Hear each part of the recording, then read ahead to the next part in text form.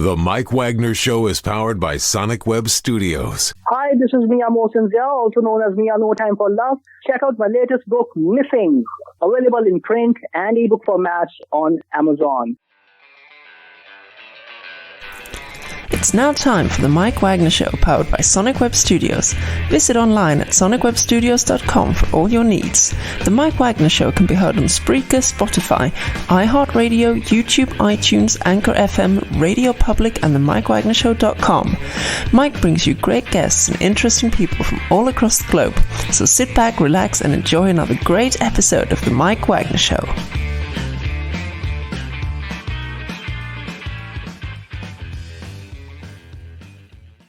Hey everybody, it's Mike from the Mike Wagner Show, powered by Sonic Web Studios. Visit online at sonicwebstudios.com for all your needs. Looking at a professional website without breaking your budget, Sonic Web Studios is the answer. Sonic Web Studios offers fast, affordable custom web designs that blow the competition away. Call today, 1-800-303-3960. That's 1-800-303-3960. Or email to support@sonicwebstudios.com. Mention the Mike Wagner Show, get 20% off your first project. Sonic Web Studios, take your image to the next level. Also, time to give official shout out to our official sponsor of the Mike Wagner Show, international warring author Mia Mosinzia. If you love fast-paced mysteries, you'll love Missing by Mia Mosinzia, available on Amazon in paperback and ebook. Missing is fast-paced and intriguing with an unforgettable twist. Takes place in 4 countries, 2 strangers, 1 target, where truth is illusion and those you love will be the first to go missing. It's available on Amazon in paperback and ebook. Missing by Mia Mosinzia has garnered great reviews, and Eve Levin enjoys by Howard celebrities, including Joanna Cassidy, Forbes, Riley, and many others. So grab your copy today before it goes missing by Mia Mosinzia. Available on Amazon. Also, check out the Mike Wagner Show at themikewagnershow.com and over 30 podcast platforms, including Facebook, SoundCloud, Spreaker, Spotify, and iHeartRadio. Also, Anchor FM, iTunes, Google Play, Amazon, Audible, Apple Music, and coming soon to HamiltonRadio.net and other networks coming. Stay tuned to the Mike Wagner Show for more details. Don't forget to take the Mike Wagner Show with you on any mobile device. Subscribe to the Mike Wagner Show on the YouTube channel. Follow the Mike Wagner Show on Instagram and Twitter today. And for great gift ideas, go to Amazon.com and check out the Mike Wagner Show podcast. T-shirts, pop sockets, throw pillows, tote bags, hoodies, makes great gifts 24/7. Go to Amazon.com, check out the Mike Wagner Show podcast. And for more great gift ideas, go to Amazon.com/Mia Mosinzia for great books like Missing, Once, and Wrinkles. Also T-shirts, pop sockets, hoodies, phone cases, and more. Amazon.com/Mia Mosinzia. Check it out today. Also support the Mike Wagner Show on Anchor FM, PayPal, themikewagnershow.com. You can buy me a coffee at buymeacoffee.com at the Mike Wagner Show. Make sure you do so today.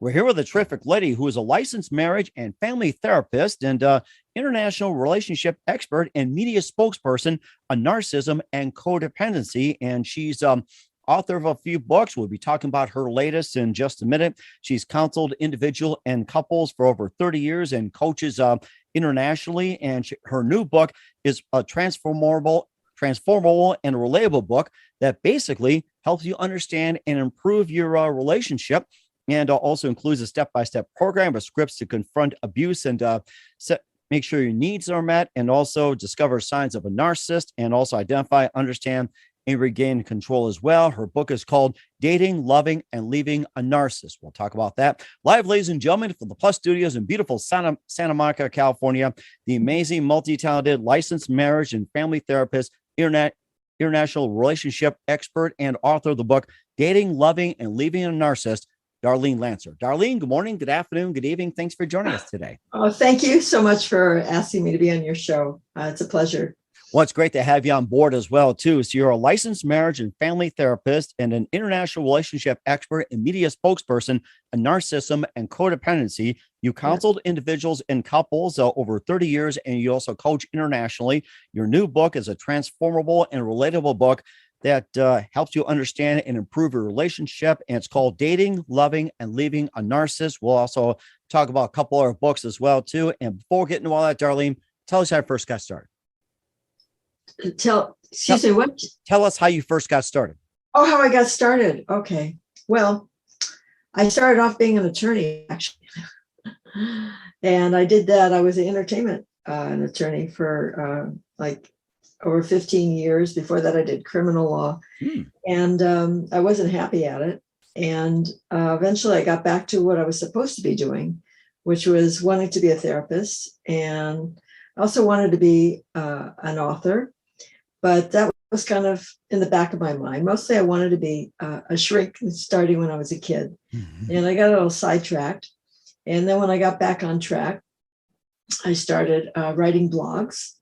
And eventually Wiley Publishing asked me to write Codependency for Dummies. And that came out in 2012. And then Hazelden Foundation, which deals a lot with addiction, they read that book and they thought, we want you to write a book on shame. So I wrote that book that came out a few years later. And meanwhile, I wrote a lot of my own books that I published on self-esteem, how to be assertive, how to overcome guilt, how to overcome perfectionism. All my books are work can use them to improve themselves. And I had so much interest in narcissism in social media, and the clients were coming to me because of their codependency, and they were in a relationship with a narcissist, that I wrote a book dealing with a narcissist 7 years ago. And that was very popular. And there's a lot of new research since then. And I've learned more about it. And I wanted to expand that into a paperback. A lot of people ask for a paperback. So then I wrote this book just this past year. And I expanded it to not just being in a relationship, but dating someone and then how to leave the relationship. So it's a much broader coverage of the topic and deeper in terms of research, and has a lot of exercises to improve yourself in the relationship. And that just is going to be released on Monday. How'd you first precisely got interested in the subject of narcissism? Well, it was, first of all, I have a narcissist in my family. So that was always an interest of mine. And then it started when people started coming to me and they were in relationships with narcissists, because I hadn't written about it before. And so then there was so much interest from my followers in social media that I did more research and I wrote this book on it, dealing with a narcissist. And a lot of the things that apply to being in a relationship with an addict, which I was familiar with, and this is common with codependency, really apply to any abusive relationship and with a narcissist too. So, and most of the people in relationships with a narcissist are codependent. So it overlaps, it dovetails, and now I have expertise in both. And so I look at it from both sides. And what are the signs of a narcissist? Okay.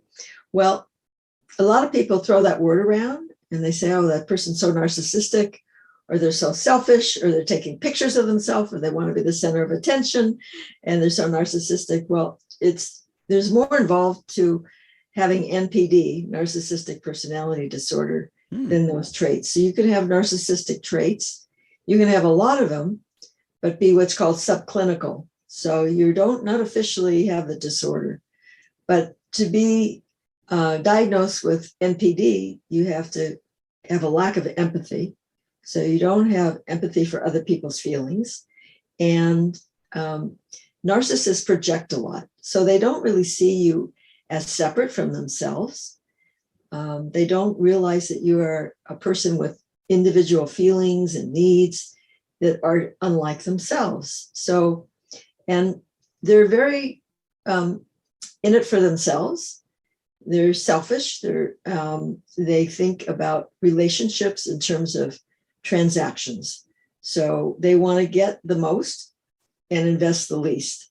Like, what kind of the best deal I can get. So they're usually, and they also think that they're better than other people. So that's the arrogance. But underneath is a lot of shame. But you wouldn't see that. They think their self-esteem is very high because they think highly of themselves, but they need constant reinforcement that they're okay and that they're liked and they're admired and that they're great. They have a lot of sense of grandiosity, and they like to be in the best restaurant, wearing the best clothes. They'll brag that they went to the best school and they drive the the most desirable car. So they want to associate with high status people, high status institutions. And it's all to compensate for not feeling enough inside. And I also wrote a book about shame, which I mentioned. So shame underlies both codependency and narcissism. And that's what they share in common, is this sense of shame underneath. But the behavior is different. So a codependent they may not be conscious of the shame, but they'll feel like they're just not good enough. And they'll feel like they have to compensate. They blame themselves a lot. They're victims of abuse because they take it in as like true about themselves, can't stand up for themselves. And a narcissist is kind of the mirror opposite. So they think they're better than everybody else. They may also, you asked about the traits, have a sense of entitlement. So they feel like they're special. They shouldn't have to wait in line. They should get special treatment, etc. But they brag about how great they are. And they won't take responsibility for anything. Now, the codependent takes too much responsibility, like it's all my fault. And the narcissist will blame them. So it kind of fits, as the narcissist blames, the codependent accepts the blame. But underneath, there's both shame. So it's like a seesaw, one's a high and one's low, but you could flip it. And then that's what my book is really about. It's like how to empower people around the narcissist and how to raise your self-esteem and level the playing field. And if you get really confident, you'll start to see that the narcissist starts to get very insecure and very needy, and the whole relationship changes. Mm-hmm. And is it possible to change a narcissist as well, too? And if so, how long will it take? Does it depend upon a person? How quickly it can be cured? Does it just takes time? Or let me point out that, first of all, it exists on a continuum. So there's mild narcissism, and then you have extreme cases where they call it malignant narcissism, where they act maliciously, they may break laws, very immoral activity or illegal activity. The more they tend to look like sociopathic qualities, the more malignant, and also the more aggressive a person is, the more severe the narcissism. So like sometimes they'll be physically violent, but not all narcissists are violent. So it's not across the board. In terms of change, usually it takes years of therapy. Most narcissists don't want to go to therapy because, as I said, they don't want any responsibility because of their shame. They go to therapy and they start looking at themselves and they run. They don't want to see anything, any weaknesses or any flaws in themselves. They want to be perfect. And that's all to defend that sense of perfectionism about themselves, defends them against deep shame. But you can start to change their behavior in the way you interact with them when they see that it's in their best interest to, not just because they hurt your feelings, but because it's going to improve the whole relationship and it'll be better for them. So you have to learn to communicate with them in an educative way. And I explain all this in my book. I even have scripts and strategies and a step-by-step plan. So you can't confront them in the way that you would someone else because they're very thin-skinned because of their shame. And so they'll react and then they'll just be more aggressive. So you have to handle them with kid gloves and know exactly how to talk to them. But they can, just like you may know, if you know any narcissists or observe them, they can act very charming and appropriate in certain situations. And then maybe they get home and they will be abusive at home and be charming in public. That's not unusual. Mm-hmm. And some people say, well, everybody loves my husband or they love my wife. They don't understand like why I'm unhappy because it's all hidden. But the point being, when it serves them to be appropriate and be nice and look good, they can. If they want to impress somebody, they will. So you have to be able to show that it's in their best interest to be that way at home too. So. That's a really interesting subject. You also mentioned about, sociopath and everything else, psychopath and everything. That seems to be a trait, of course, a lot of the criminal masterminds, but I think you pretty much saw the right there. And among the sociopaths or psychopaths out there, what percentage would you say have like a narcissistic personality? What would you say? Okay, well, those are different diagnoses. Okay, so I think very small, maybe, first of all, although there's a lot of talk about narcissists, and also you see them in the public eye, okay? So you might think that there are a lot. And there's more in the entertainment business, probably, and politics than there are in the general population because they like the attention. But it's probably under 5% of the whole population. And of those, it's maybe 1% malignant type that are really malicious and dangerous. So sometimes there's an overlap, and they have both sociopathic qualities like aggression, conduct disorder that started in childhood, breaking the law, things like that, violence. And they may have that and be a narcissist, but that's really distinct. And one of the differences between, and I'm kind of talking about sociopathic and psychopathic, they're actually different. They say a sociopath is made, meaning it's environmental, and a psychopath is born, meaning it's more genetic. And by the way, research is showing that about half of the cause of narcissism may be genetic too. So it does run in the family. Wow, interesting. Yeah. So the difference is, what I was going to say is that sociopaths, they don't care so much how they look. So they have a goal, and they'll even demean themselves if it's going to serve. But a narcissist won't do that. A narcissist is more impulsive. Somebody who's going to plot, and scheme how they're going to commit a crime. That's more a criminal mind more than a narcissist. A narcissist wants validation. They want attention. They're going to say how great they are and try to impress you. And they can be manipulated that way. Yes. So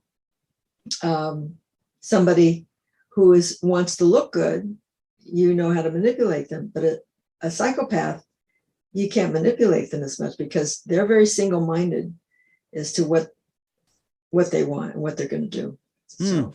And I'm glad you brought that point up as well, too, and clearing up about narcissism along those lines. And we'll talk about your book, Dating, Loving, and Leaving Narcissist, and also step-by-step program as well, too, and some of the things you recognize, discover, and everything. But first, listen to The Mike Wagner Show at themikewagnershow.com, powered by Sonic Web Studios. Visit online at sonicwebstudios.com for all your needs. Look at a professional website without breaking your budget. Sonic Web Studios is the answer. Sonic Web Studios offers fast, affordable custom web designs that blow the competition away. Call today, 1-800-303-3960. That's 1-800-303-3960. Or email to support@sonicwebstudios.com. Mention the Mike Wagner Show, get 20% off your first project. Sonic Web Studios, take your image to the next level. Also, time to give official shout out to our official sponsor of the Mike Wagner Show, international warring author Mia Molson-Zia. If you love fast-paced mysteries, you'll love Missing by Mia Molson-Zia, available on Amazon in paperback and ebook. Missing is fast-paced and intriguing with an unforgettable twist. Takes place in 4 countries, 2 strangers, 1 target, where truth is an illusion and those you love will be the first go missing. It's available on Amazon in paperback and ebook. Missing by Mia Molson-Zia has garnered great reviews and even loved and enjoyed by Howard celebrities, including Joanna Cassidy, Forbes Riley, and many others. So grab your copy today for Girls Missing by Mia Molson-Zia, available on Amazon. Also, check out The Mike Wagner Show at themikewagnershow.com on over 30 podcast platforms and coming soon to Hamilton Radio and more. Take The Mike Wagner Show with you on any mobile device. Subscribe to The Mike Wagner Show on the YouTube channel.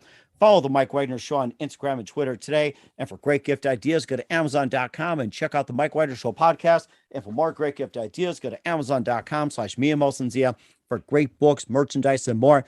Amazon.com/me and Molson Zia. Check it out today. Also support the Mike Wagner Show on Anchor FM, PayPal, themikewagnershow.com. You can buy me a coffee at buymeacoffee.com at the Mike Wagner Show. You can also do that today. We're here with licensed marriage and family therapist and international relationship expert, and also the author of the book, Dating, Loving, and Leaving a Narcissist, here on the Mike Wagner Show, Darlene Lancer. And we covered, you covered as well, conquering shame and codependency, the 8 steps to freeing the true you, and codependency for dummies. I think that's all covered as well too. Once again, explain the 8 steps to freeing the true you when it comes to your book, Conquering Shame and Codependency. Okay. Well, first of all, one of the biggest obstacles to self-esteem is our inner critic. So I always tell people, and I wrote a book about overcoming self-criticism, is to write down your negative self-talk. And that includes the shoulds. You know, what you think you should have done or should do in the future. Like, are you shitting on yourself all the time? What coulda, shoulda, yeah. And you call yourself names, that was so dumb, or I'm lazy, what's wrong with me? Why did I do that? That's all self-shaming. Okay? And, the other things is like overcoming guilt. Are you carrying around guilt from your past? And finding out, I have a book right here. Oh, yes, that's right. Yeah. So it's been a while since I read the steps myself. So let me look at them. So I want you to, so the first thing is actually getting to know yourself, it's about finding your true self, to write about your feelings, journal every day. I say also, write down conversations you've had and see whether you were authentic or not. Mm-hmm. Did you go along with something that you disagreed with? Did you want to get off the phone and you didn't? Did you, disagree or want to set a boundary and you didn't? Write about it and then ask yourself why, because authenticity is the opposite of shame. Mm-hmm. So becoming more authentic, and you have to know yourself, obviously, to be able to reveal yourself. So a lot of people aren't aware of what they're feeling, or they can't name them. They say, I'm upset. Well, that doesn't tell me whether they're angry or they're sad or they're feeling ashamed or guilty. So getting to know yourself. And then, and getting to know your shame. What do you feel ashamed about? Is it your looks, your intelligence, your earning capacity? That's different between men and women. And where does it come from? I have a whole chapter on exploring your childhood, because it usually comes from your childhood. Could be bullying also in school or from a sibling. Okay, we're having some technical difficulties here on the Zoom here on the Mike Wagner Show with Darlene Lancer, author of the book. Okay, looks like we're back in progress as well, too, with Darlene Lancer. We had a little bit of a technical difficulty, but I think you mentioned one of the steps, and I think we talked about looks and everything else before we somehow got sidetracked. So let's see. I'm trying to think where we left off at. I think we're I was about to give an example of. Yes, that's right. Challenging at least. Okay.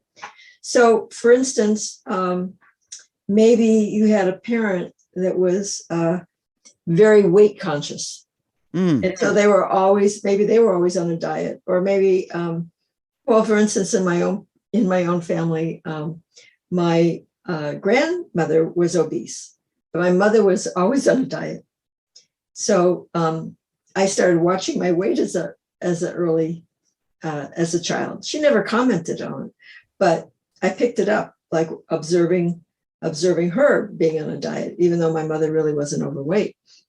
But I've had clients who have parents that are constantly commenting on their appearance. Oh my! So to understand that that's your parents' issue, it's not yours. Mm-hmm. Or it could be. Even I've had couples where, let's say the husband, the male, is very obsessed about his appearance, and so he's nagging his wife all the time, and her weight is normal, but she's not thin enough because it's his issue.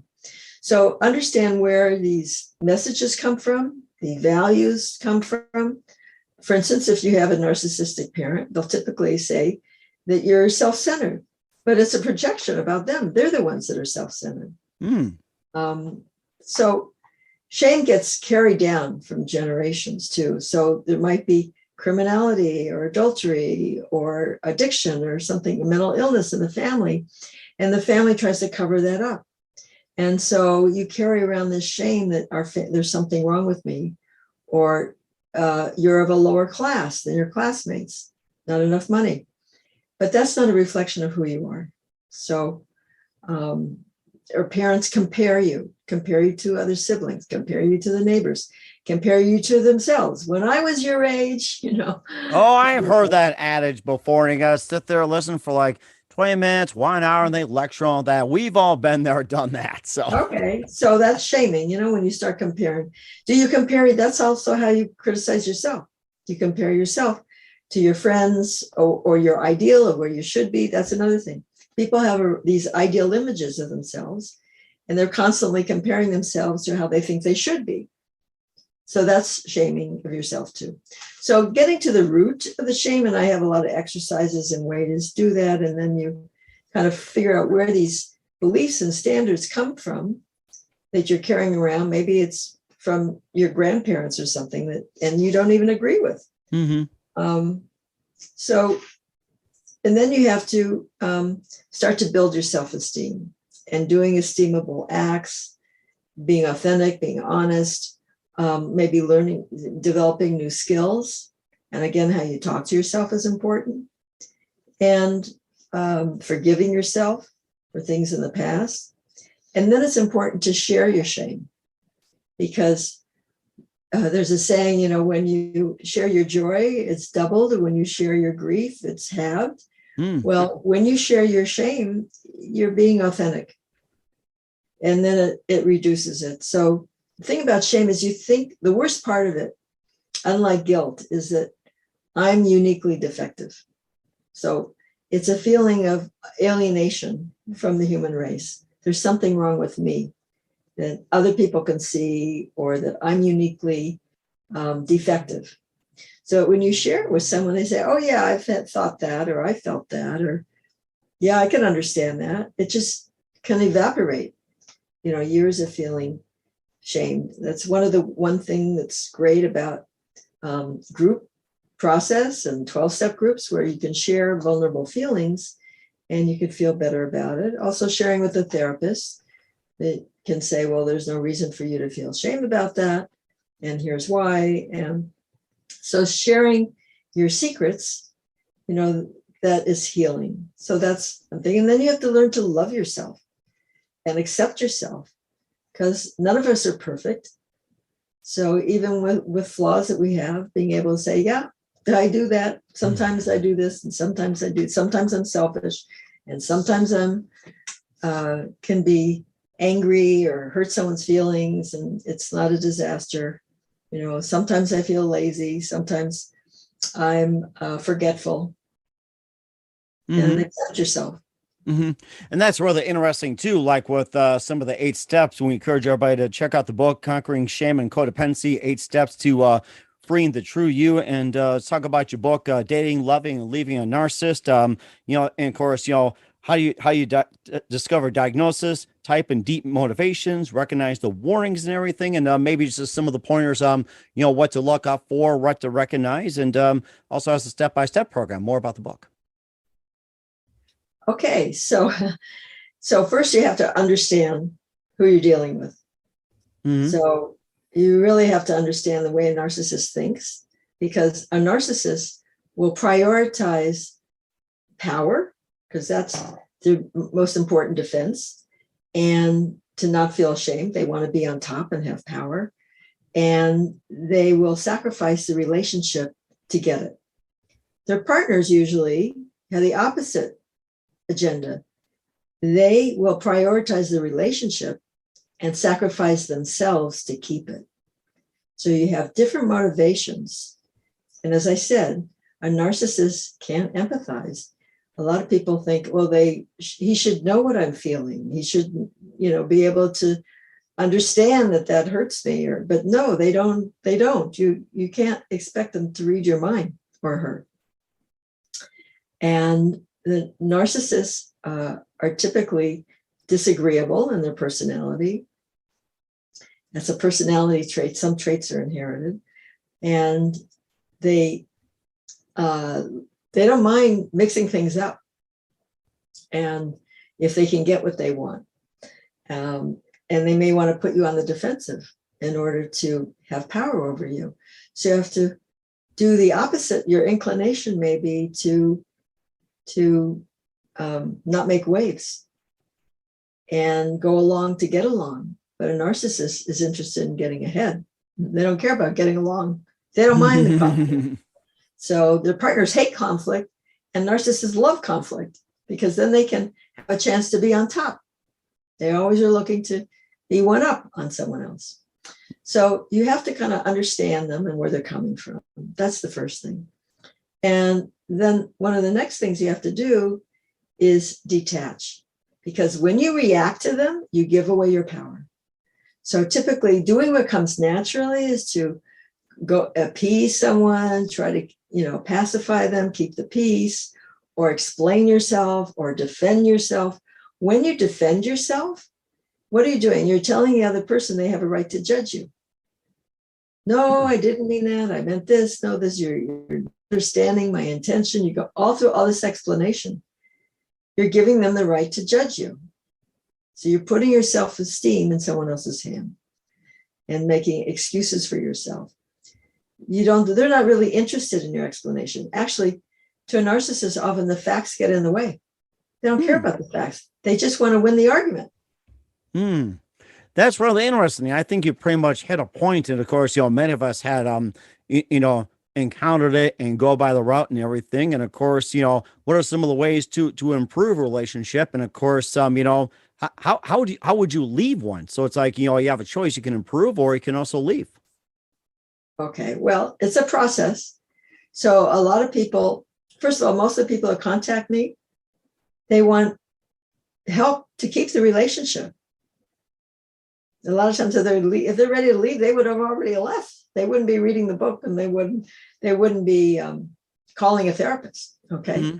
So one of the things is people don't realize, outsiders don't realize, an abusive relationship is harder to leave than a normal relationship. Because what happens is, there's a term called trauma bonding.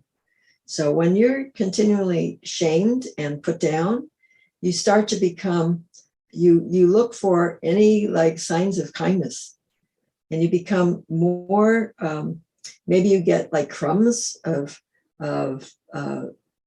kindness or affection and little gestures, and then you cling to that, and it becomes addictive. It's called intermittent reinforcement, like playing a slot machine. Mm-hmm, yes. Uh-huh. You don't win all the time. Once in a while you win, but so you keep playing, or gambling, you keep playing for those jackpot till you get the jackpot. Mm-hmm. So people hope in the beginning the narcissist is very seductive and charming and can be loving and romantic. And so you're looking for to find that person that was very congenial and warm and the person that you fell in love with, and you're hoping that he or she will come back. And once in a while, they'll give you some hope, but over years, it gets less and less. And then they've done tests like this with rats, actually. They'll keep pressing the lever for food, even when no food comes anymore. There's no reward. So it becomes an addictive process, just like gambling. And it gets hard to leave. And then the other thing is, sometimes they still love the narcissist. So I say, love is no excuse for abuse. So a lot of times the partner is very empathetic. That comes naturally to them. And they think, well, he didn't mean it, or she had a bad childhood, and they're very understanding, and they keep hoping the person will change. And they go into denial. They don't realize exactly that they're being abused, because maybe then there's a good time, or they get along for a weekend or something, and then they get their hopes up until the next time. So that's part of the process, coming out of denial and realizing, gee, am I really with someone who has a mental illness? That's kind of a shock. And maybe it's not going to turn out the way I've been hoping all these years. So, and not reacting. When you stop reacting, it takes away a lot of power from the narcissist, because they want that reinforcement when you react. And you stop doing everything at their beck and call, and stop trying to meet all their demands, which are insatiable, and you're never going to satisfy them anyway. And then you start setting boundaries. You start saying, that's not acceptable. Don't talk to me in that tone of voice. And here's what's going to happen. If you continue to do that, there's a price to be paid, because they get away with it. So abuse that is allowed is abuse that's endorsed. And if it's behavior that's endorsed, will be repeated. So that's what happens if you don't. And then your self-esteem gets lower and lower. And the more you accommodate other people or narcissists, the smaller your sense of self becomes. You become totally out of alignment with your soul. Now you become a shell of yourself. So in terms of freeing your true self gets lost. You lose yourself in the relationship.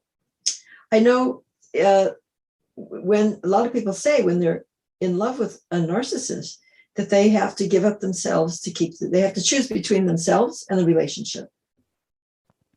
And especially, for instance, if you start to get stronger or more powerful, the narcissist might feel threatened. And so they might want you to give up a career or something, or try to control you. So they're number one. So you have to choose, between yourself and your partner. That's a horrible choice. A healthy relationship, they want you to be your best. They want you to shine. They're proud of you. So some narcissists might be, and some might be threatened. It depends on the individual. So those are some of the steps. And then you have to learn, as we were saying before, to build your own self-esteem and not make it dependent on someone else liking you or loving you or accepting you. Because whether it's the narcissist or your next relationship, you'll be dependent on, that's not even self-esteem, it's others' esteem. If it's dependent on what other people think, it has to come back to you. That's unfamiliar to codependents because they're so other-oriented. Their behavior and thinking revolves around other people. Similar to a narcissist. But so it has to come from within and start to accept yourself and love yourself. And this will make you stronger. And then you're more in a position, you asked me about leaving. So when you get to that point, the relationship will likely improve. And if it doesn't, you're stronger now, because a lot of people, their self-esteem is so damaged, or they're afraid of the reaction or the repercussions from leaving the narcissist, that just like they're afraid to set boundaries, well, leaving is a huge boundary. So you have to build up slowly, baby steps, I always say, to set small boundaries and consequences too. And then before you're ready to take the bigger step to actually leave the relationship. And sometimes, ideally you'll leave because you're so happy that you don't need that relationship anymore, or the relationship will improve. And that happens with clients too. Relationship improves and they're happy with the relationship. So. That's rather interesting as well, too. And this came to mind as well, too. Does gaslighting play a part in narcissism? That's been the big subject lately, gaslighting. That's right. It's very topical. And I have a blog on my website about gaslighting and section in the book on it, too. And so, as I said, pretty much for many narcissists, they don't all gaslight, and some people gaslight and they're not narcissists. So it's just one kind of behavior. The facts get in the way. Okay.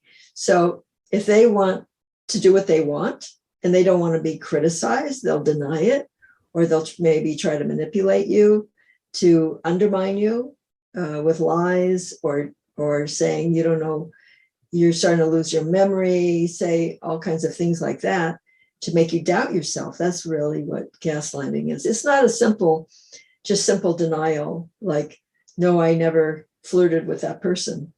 It's a bigger scheme than that. It's really to undermine your sense of your own mind and make you really doubt yourself. That's what gaslighting is, and it can be very damaging.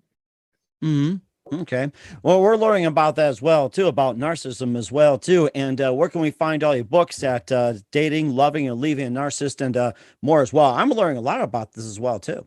Okay. Well, it'll be for sale on Amazon and some other outlets starting on Monday, but you can pre-order it on my website, whatiscodependency.com. If you forget that, you can just Google my name. I have a website, darlenelancer.com. And you can pre-order it there. If you just want the Kindle version, you can pre-order that now, but the paperback won't ship until Monday. So it's also in other, on Monday, you can also get it at other devices. You can get it at Smashwords, but all the links to all of that is on my website, whatiscodependency.com. Okay, we will certainly do that. What's coming up for author Darlene Lancer, we'll find out just 1 minute. You listen to The Mike Wagner Show at themikewagnershow.com, powered by Sonic Web Studios. Visit online at sonicwebstudios.com for all your needs. Also brought to you by our official sponsor, The Mike Wagner Show, international war-ring author Mia Molson's of Missing, available on Amazon and paperback and ebook. We'll be back with author Darlene Lancer of Dating, Loving, and Leaving a Narcissist after this time out. The Mike Wagner Show is powered by Sonic Web Studios. If you're looking to start or upgrade your online presence, visit www.sonicwebstudios.com for all of your online needs. Call 1-800-303-3960 or visit us online at www.sonicwebstudios.com to get started today. Mention The Mike Wagner Show and get 20% off your project. Sonic Web Studios. Take your image to the next level. Hey everybody, my name is Forbes Riley and I'm an American actress and a TV host. And I was delighted when I got my copy of Missing, which is Extraordinary Relation of Ordinary People based on a real life relationship. It's well written. It's amazing. You know, it talks about a man who has lost his wife and his daughter, and it's very well done. I'm going to highly recommend that you go get your copy of Missing. It is a powerful, exciting read. Mr. Mian Moshe Zia. He is the author of Missing. And I want to give a big shout out and a kiss all the way halfway around the world to my dear friend. Check him out at Mia's website. It's called www.miamoshenzea.com. Missing, available on Amazon. Again, I'm Forbes Riley, and I will see you again soon. Bye-bye. Hey, this is Ray Powers, and boy, are you in luck. Right place, right time. Tuned in to The Mike Wagner Show. You heard me. We're back with author Darlene Lancer, also licensed marriage and family therapist, international relationship expert on The Mike Wagner Show, about the book Dating, Loving, and Leaving a Narcissist. And also, what can we expect from you in 2022 and beyond, Darlene? Well, I think this book is going to carry me for a while. And I have a few more ideas that I'm going to be writing about as soon as I have some time. I have a couple, about 2 or 3 books in my mind that I'm going to look into coming up. And they'll be about self-improvement and relationships, the subjects I've been writing about. So. Okay. We're certainly looking forward to it as well, too. And who do you consider biggest influence in your career? Well, let's see. In my career, I guess I had a mentor called Hal Stone, a psychologist that I worked with for a while, and he's no longer with us. Mm-hmm. But he wrote a few books and introduced a form of therapy called voice dialogue. Okay. And I use that in my work too. And he was an inspiration to me. He was a Jungian analyst. So. Very nice. That's very interesting. And what's the best advice you can give to anybody at this point? Oh, trust yourself. Trust yourself. And talking about narcissism and abusive relationships, if you suspect that you might be being abused, you probably are. So that's, people usually don't think that unless they have good reason to. So it doesn't matter if someone says, oh, that wasn't. I mean, if your partner or whatever says, no, I'm not abusing you, you're crazy. If you feel like you're being abused, you probably are, and get help, especially if there's any violence. Don't wait, call a hotline, seek out therapy, and get a safe place to go to. That's a very good idea as well, too. Once again, author Darlene Lancer, licensed marriage and family therapist, international relationship expert on the Mike Wagner Show with the book Dating, Loving, and Leaving a Narcissist. A very big thank you for your time, Darlene. You've been absolutely fantastic. Learned a lot from you. No problem. Looking forward to having you in soon. Keep us up to date. Keep in touch. We'd love to have you back. Once again, tell us about your upcoming projects. What's your website? How do people contact you? Where can people purchase or check out your books? Okay, well, what is codependency.com? There's all links to, I'm on all social media. I have a YouTube channel on Twitter, Facebook, on Clip It, and I have a media page on my website with all of my interviews. So just put my name in, and do sign up for my monthly blog, because I have over 200 blogs. I also blog on Medium, but they're all on my website too. Okay, we will certainly do that. Once again, Darlene, a very big thank you for your time. You've been absolutely fantastic. Looking forward to having you again soon. Very much, yeah. No problem. Yeah, just keep us up to date. Keep in touch. We'd love to have you back. We wish you all the best, and you've got a great future ahead of you. Thank you. The Mike Wagner Show is powered by Sonic Web Studios. If you're looking to start or upgrade your online presence, visit www.sonicwebstudios.com for all of your online needs. Call 1-800-303-3960 or visit us online at www.sonicwebstudios.com to get started today. Mention the Mike Wagner Show and get 20% off your project. Sonic Web Studios. Take your image to the next level. Hey everybody, my name is Forbes Riley, and I'm an American actress and a TV host. And I was delighted when I got my copy of Missing, which is Extraordinary Relation of Ordinary People based on a real life relationship. It's well written. It's amazing. It talks about a man who has lost his wife and his daughter, and it's very well done. I'm going to highly recommend that you go get your copy of Missing. It is a powerful, exciting read. Mr. Mian Moshe Zia. He is the author of Missing. And I want to give a big shout out and a kiss all the way halfway around the world to my dear friend. Check him out at Mia's website. It's called www.miamoshenzea.com. Missing, available on Amazon. Again, I'm Forbes Riley, and I will see you again soon. Bye-bye. Thanks for listening to the Mike Wagner Show, powered by Sonic Web Studios. Visit online at sonicwebstudios.com for all your needs. The Mike Wagner Show can be heard on Spreaker, Spotify, iHeartRadio, iTunes, YouTube, Anchor FM, Radio Public, and themikewagnershow.com. Please support our program with your donations at themikewagnershow.com. Join us again next time for another great episode of The Mike Wagner Show.